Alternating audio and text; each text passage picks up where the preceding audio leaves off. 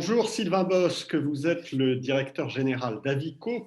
Pourriez-vous nous rappeler un peu dans les grandes lignes que fait Avico? Bonjour François-Xavier. Avico est une entreprise qui existe depuis 26 ans désormais et qui organise des vols à la demande de 2 à 600 passagers, et que ce soit pour du cargo ou des passagers. On affrète des avions pour toutes les situations qui sortent de la normale en fait, pour des tours opérateurs, pour des entreprises, pour l'État, et évidemment pour les compagnies aériennes entre elles, en cas d'événements de maintenance prévus ou imprévus. Oui, d'accord. Alors on va s'arrêter justement un peu sur votre activité location de jet d'affaires. Quel a été l'impact de la pandémie sur cette activité? On a dit que l'aviation d'affaires avait plutôt profité du Covid. Ça a été le cas? Oui, énormément. Oui. Et ce n'était pas prévu. La dernière fois qu'il y a eu une grosse crise du transport aérien, lors de la crise financière, les jets privés étaient tous au sol et ne servaient à rien, puisque plus personne ne voyageait. Et là, sur cette crise du Covid, c'est exactement le contraire qui s'est passé. C'est que l'absence de desserte régulière a apporté énormément de passagers au vol à la demande, lorsque c'était possible évidemment, et notamment sur l'aviation privée qui a explosé. Aujourd'hui, pour Abico, c'est une activité qui est en croissance de 50% en 2022, enfin 2021 par rapport à 2020, pardon, et c'était déjà encore 50% de croissance de 2020 sur 2019. Donc vous voyez que c'est une très forte croissance et ça continue aujourd'hui parce qu'en fait une nouvelle clientèle est arrivée sur ce segment, et on pense qu'une partie va rester sur ce segment et ne pas retourner nécessairement sur l'aviation régulière. Oui, c'est ce que j'allais vous dire. Est-ce qu'il n'y a pas un risque finalement qu'avec le retour des liaisons régulières, la demande pour l'aviation d'affaires baisse un peu mécaniquement, forcément, non? Oui, forcément. Il y aura Oui, forcément un ajustement. Certains passagers qui aujourd'hui voyagent sur des jets privés seront contents de retrouver des dessertes régulières quand elles reviendront. oui. La question, c'est de savoir est-ce qu'elles reviendront vraiment. Je vais vous donner un exemple. Il existait par le passé une liaison entre Paris et Valladolid qui était utilisée par certains constructeurs automobiles et puis tous les fournisseurs qui allaient sur cette liaison-là. Mais c'était une ligne qui n'était pas suffisamment rentable. Vous savez que pour exister auprès de la clientèle d'affaires, les dessertes doivent être très fréquentes, souvent plusieurs dessertes, plusieurs vols par jour, donc très coûteux. Or, comme la clientèle aujourd'hui n'est plus là, il y a beaucoup de dessertes qui n'arrivent plus à justifier des vols avec une telle fréquence, et du coup, un certain nombre d'industriels qui ont besoin de se rendre sur leur site de production vont devoir affréter des vols privés pour pouvoir se rendre vers leur site de production et faire fonctionner notamment tout ce qui est formation, déploiement de nouveaux outils, nouveaux projets, etc. Et donc, l'aviation d'affaires, dans certains cas, remplace l'aviation régulière avec un coût finalement moindre, ou en tout cas comparable à celui qui était en vigueur du temps de l'aviation régulière.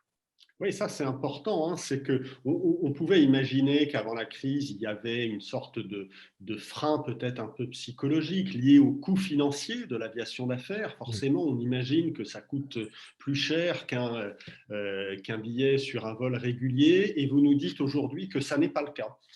Alors évidemment, un vol régulier sera toujours moins cher qu'un vol affrété, mais c'est pas le seul coût qu'il faut prendre en compte. C'est pas juste le coût du voyage en lui-même, c'est le temps qu'on perd, les vols annulés, le fait qu'on doive adapter son voyage à la disponibilité des tarifs en question, et cetera. Donc à la fin quand on fait voyager des personnels qui sont précieux, dont le temps est précieux, typiquement des ingénieurs qui doivent aller régler une ligne de production. Euh, Quand la ligne tourne 24/24, c'est hyper important qu'ils soient à l'heure et leur mission soit rentable, n'est-ce pas?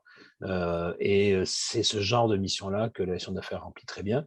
Et au final, c'est vrai que les coûts totaux ne sont pas forcément beaucoup plus élevés. En revanche, le ressenti pour ces ingénieurs-là, et on parle aujourd'hui, vous savez, de la grande démission, hein, il y a beaucoup de gens qui changent de boulot. Vous savez, se faire des vols Paris-Valladolid à 6 heures du matin, s'il faut se lever à 4 heures pour arriver à l'heure à l'aéroport avec toutes les contraintes, C'est pas du tout la même expérience quand vous faites un vol Le Bourget-Valladolid affrété spécialement pour vous.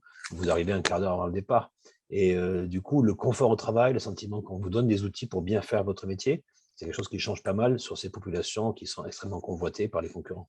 Ouais, ouais. Quel est le profil un peu de cette clientèle? On imagine plutôt des grands groupes. Là aussi, c'est peut-être un peu l'image d'Épinal. Exactement. Alors, il y a des grands groupes qui ont des navettes, mais il y a aussi des plus petits. J'ai notamment en ce moment en tête un projet immobilier qui se déroule à Jersey, avec des compagnies qui sont situées dans l'ouest de la France, près de Rennes. Et avant la pandémie, les ingénieurs et architectes se déplaçaient en bateau entre Rennes et Jersey, évidemment, mal de mer s'abstenir. Et en fait, il y a plusieurs prestataires qui interviennent sur ce chantier, qui nous interrogeaient séparément. On leur a proposé une situation agrégée. Et aujourd'hui, on affrète régulièrement des navettes pour eux, pour se rendre sur le chantier. Et ça leur permet de travailler beaucoup plus efficacement et tout le monde est beaucoup plus satisfait. Donc ça, c'est des petites PME qui se mettent ensemble pour répondre à cette demande-là. Et ensuite, il y a évidemment des comités de direction, mais pas forcément que des grands groupes. On a des comités de direction qui aujourd'hui ont des entités un petit peu partout en Europe et qui se rendent compte que avec la disparition des fréquences des vols réguliers, affrètent des avions et pour partir à 3 ou 4 personnes et en fait font des roadshows ou des road trips en Europe pour rencontrer toutes les équipes en une semaine ou 10 jours, là où auparavant il aurait fallu rayonner, faire des allers-retours entre Paris et ses différentes filiales. Ouais. Donc le profil en fait de clients de l'aviation d'affaires s'est élargi et c'est ce qui explique l'explosion de la demande et le fait qu'aujourd'hui on a du mal à trouver en fait des avions parce que tous les avions sont occupés.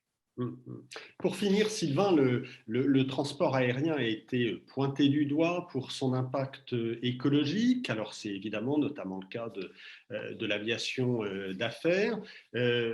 Comment répondre aujourd'hui à ces critiques? Effectivement, c'est un des principaux freins, hein, c'est que l'aviation d'affaires en France notamment est vue comme quelque chose de sale, comment dire, de prétentieux, d'obscène parfois. Alors qu'après tout, je veux dire, ce sont juste des gens qui essaient de travailler du mieux possible et qui essaient d'être le plus efficace possible. Aujourd'hui, la plupart des entreprises qui nous affrètent demandent un offset complet du carbone. Donc, nous leur vendons at cost donc des compensations carbone que nous achetons auprès d'un prestataire certifié Gold Standard. Et ces certificats qui sont stockés sous forme de blockchain, infalsifiables, leur permettent de justifier qu'ils ont compensé 100% des émissions relatives à leurs opérations. Et donc, évidemment, ça renchérit le coût du voyage en avion.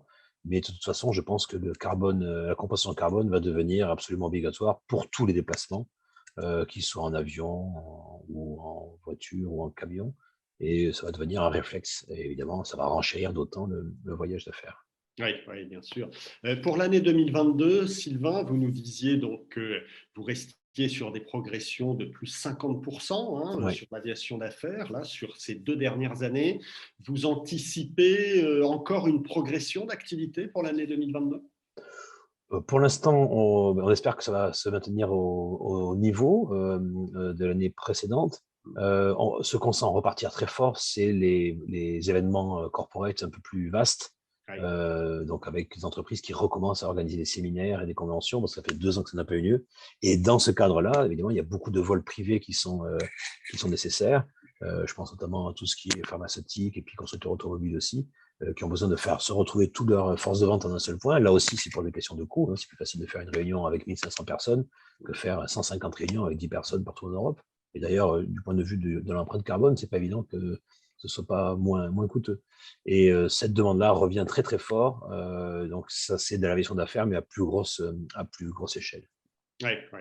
En tout cas, des prévisions quand même assez optimistes pour cette année 2022. Sylvain Bosc, je rappelle que vous êtes le directeur général d'Avico. Un grand merci d'avoir pris de votre temps pour répondre à nos questions. On vous souhaite une très bonne fin de journée. Merci François-Xavier, tout le plaisir était pour moi.